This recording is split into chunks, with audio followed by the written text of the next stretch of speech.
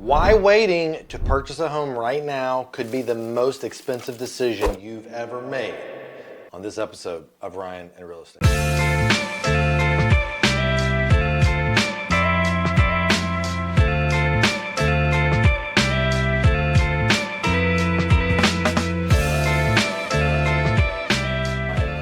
Welcome back to this episode of Ryan and Real Estate. If you've not been with us before, you've never seen our channel, check this out.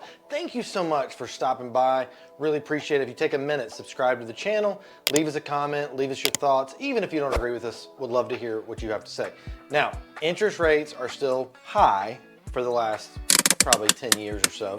But overall, again, as we've talked about before, they are relatively low comparatively for the rest of the history of home pricing. But are interest rates stopping you from right now deciding to make a purchase? Maybe you're thinking, you've heard about the Fed rates coming, you think that's gonna help lower the 30-year fix, which doesn't have a direct correlation to the mortgage 30-year fix, but that's slowing you down from deciding if you're gonna purchase a home now or wait till maybe next year when the rate's lower. Well, I'm gonna tell you today how you waiting could cost you tens of thousands of dollars. I'm gonna do the math for you, break it down so you can see. You've always heard the cliche statement out there, date the rate, marry the house. I'm gonna show you how that actually plays out. Now, again, I'm not saying buying a home is right now, is everyone should do it if you're thinking about buying. But if you're in a spot where you are thinking about doing the next year, I wanna break it down so you can kind of see how this all plays out and how it could actually be costing you tens of thousands of dollars.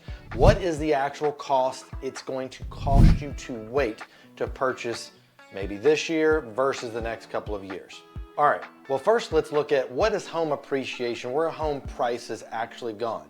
Let's take an example neighborhood outside of Houston here in Siena. 2019, the average median price for a home was $325 in the neighborhood of Siena. Since then, 6 years later, that has increased to $440,000. That means the prices have gone up 26%, average about 5% a year. So let's take the math now. Let's say you're wanting to buy a home today, but you're deciding whether you want to wait for the rates to go down. Okay, $500,000 home, here's an example, and let's pull up what that would look like in a mortgage calculator. All right, with that $500,000 home, including property taxes, insurance, PMI, HOA, all that stuff, it comes out with the current interest rate, 6.5%, to be $3,789 a month. So that's how it's going to impact from a monthly standpoint.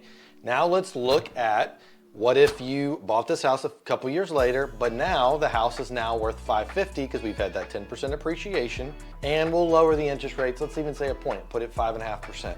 Your monthly payment actually goes up $50-$60, even though your interest rate went down 1%. And the worst thing of all is you have now lost $55,000 in equity and down payment from the reason that you wanted to wait for interest rates to get lower. And crazy enough, it's going to take you 25 years for you to recoup the amount of equity that you lost because you didn't purchase before that appreciation went up. I'm gonna break it down to you in a cost of waiting calculator so you can see this. If you look at your purchase price, buy now, $500,000, buy later, $550,000, that's an increased cost to you of $50,000. The down payment is an increased cost of $5,000. The loan amount is higher. The interest you're gonna pay over time is higher. And all that was because you were waiting for interest rates to maybe lower 1%. Maybe you're out there and you're hoping they're gonna drop down 2-3%. It would be what I would take today to gamble on,